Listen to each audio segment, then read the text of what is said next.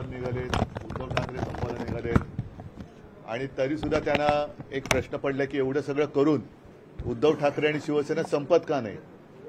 तर त्यांना कळत नाहीये की सगळीच माणसं काही पैशाने विकली जात नाहीत. म्हणजे गद्दार पैशाने विकले जात असतील पण निष्ठावून विकले जाऊ शकत नाही. म्हणूनच माझ्यासोबत माझे सगळे जुने सहकारी आणि हे तर अगदी शिवसेना प्रमुखांपासूनचे शिवसैनिक आहेत. म्हणजे अगदी अरविंद सावंत सुद्धा आज आपल्याला काय खासदार वगैरे म्हणून तिकडे दिसत आहेत, केंद्रीय मंत्री होते, पण अरविंद सावंतांच्या पण आयुष्याची सुरुवात कशी झाली. तर असे हे सगळे साधी साधी लोक.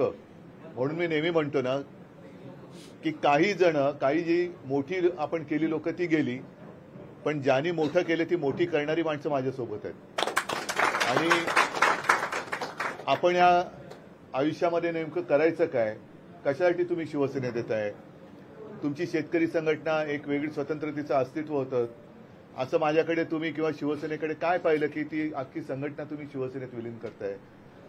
मला असं वाटतं आयुष्यामध्ये बाकी सगळ्या गोष्टी ठीक आहेत, पण प्रामाणिकपणा सुद्धा विकत घेतला जाऊ शकत नाही. मी प्रामाणिकपणाने अनपेक्षितपणे मला मुख्यमंत्री पदाची जबाबदारी स्वीकारावी लागली आणि माझ्या आयुष्यात एकच मुख्यमंत्री म्हणून नागपूरचं अधिवेशन एकच माझं झालं. त्या अधिवेशनामध्ये कोणत्याही शेतकऱ्याने माझ्याकडे येऊन आम्हाला कर्जमुक्त करा असं मागणं केलेलं नव्हतं. पण मला असं वाटलं की मला ही संधी मिळाली. शेतकऱ्याला नुसतं झुलवत ठेवण्यापेक्षा जो शेतकरी आपला अन्नदाता आहे त्याचं काहीतरी आपण देणं लागतो.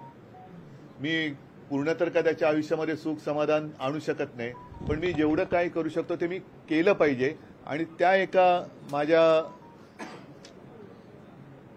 काय म्हणायचं त्याला भावनेला जागून मी शेतकऱ्याला कर्जमुक्त तेव्हा करण्याचा प्रयत्न केला. आज आपण जे काय बघतोय, तुम्ही म्हणालात की तुम्ही काहीतरी जबाबदारी द्या. सगळे आपले बुलढाण्याचे आणि आता अमरावतीचे पण कार्यकर्ते येत आहेत, बाहेर येतील. निवडणुकीमध्ये जे काही घडलं ते अनाकलनीय आहे.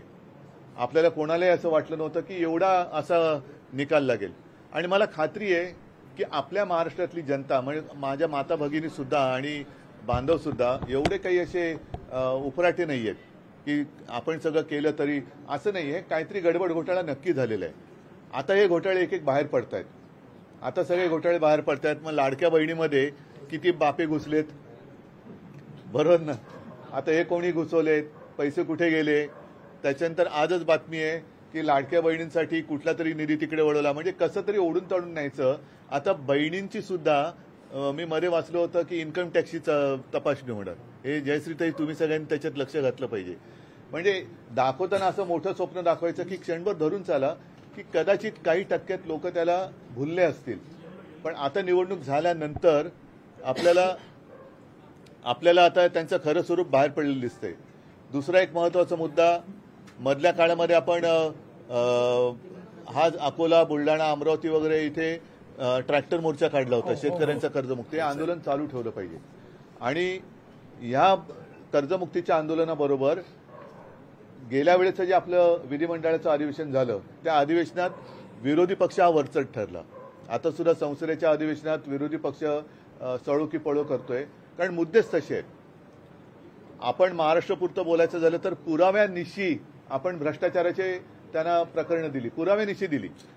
आता पुराव्यानिशी दिल्यानंतर आपल्याला असं वाटलं होतं, कारण आपलं जेव्हा सरकार होतं आरोप केला की राजीनामा घ्या, आरोप केला की राजीनामा घ्या, या पद्धतीने त्यांचं काम चालू होतं. आता आपण नुसते आरोप नाही केले तर पुरावे दिले. पुरावे दिल्यानंतर आपल्याला असं वाटलं होतं, कारण देवेंद्र फडणवीसांनी एक ती समिती स्थापन केली, नीतिमूल्य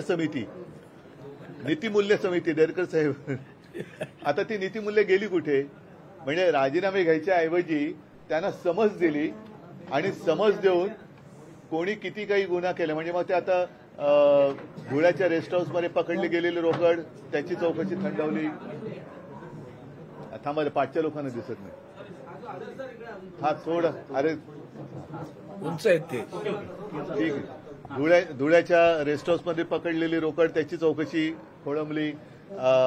बॅगा घेऊन बसलेले सगळे त्यांची चौकशी काही नाही. आता तर आज कार्टून आलेलं आहे की कदाचित रमी आणि 3 पत्तीला ऑलिम्पिकमध्ये आता मागणी होईल. कारण पहिल्या प्रथम जो विषय ज्याचा आहे त्याच्याप्रमाणे खातं दिलं असावं. म्हणजे नाहीतर त्यांना कृषी खातं त्यांचं खातं नव्हतं. शेतकऱ्यांची काय थट्टा आणि मस्करी करत होते. पण रमी खेळणारा माणूस क्रीडा मंत्री झाला. म्हणजे हे असं सगळं हे सरकार चाललेलं आहे. ही सगळी भ्रष्टाचाराची यांची जी काय आता उघडे झालेले विद्रूप चेहरे आहेत हे सुद्धा आपल्याला लोकांसमोर न्यावे लागतील. त्याच्यामुळे त्याच्या विरुद्ध आता आंदोलन करण्याची वेळ आलेली आहे. राज्यभर आपण लवकरच यांनी केलेल्या भ्रष्टाचाराच्या विरुद्ध आंदोलन करणार आहोत. तेव्हा तुम्ही सगळे लोक पुढाकार घेतला पाहिजे. शेतकऱ्यांची कर्जमुक्ती झाली पाहिजे, लाडक्या बहिणींची फसवणूक ही थांबली पाहिजे. त्याच्यानंतर हे सगळे भ्रष्टाचारी म्हणजे एवढे हतबल मुख्यमंत्री मी आतापर्यंत कधी पाहिले नव्हते. हतबल कोणी कोणाला जाबच विचारू शकत नाही.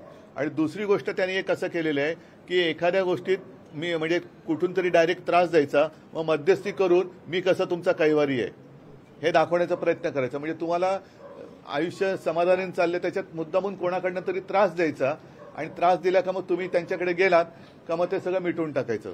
तर ह्या सगळ्या गोष्टीचा आता बुरखा त्यांचा फाटलेला आहे, तो लोकांसमोर आता आणण्याची गरज आहे. म्हणून तुम्ही जे म्हणालात की काहीतरी जबाबदारी द्या, हीच जबाबदारी आहे. जनतेशी प्रामाणिक राहणे, जनतेशी प्रामाणिक राहणे. पण त्या जनतेला कोणी वाली नाहीये, जनतेला कोणी वाली राहिलेलं नाही. त्या जनता आता बघते, अरे समजा हे आता एवढं 5वी बहुमताचं सरकार आहे तरी सुद्धा आयुष्यातले भोग काही संपत नाहीत. तर त्या जनतेला मदत करा, त्यांना दिलासा द्या आणि आपल्या माता भगिनींना आणि बांधवांना सुद्धा सांगा की सत्ताधारी काही करत मी तुझ्यासोबत आहे. एवढंच तुम्ही एक विश्वास द्या.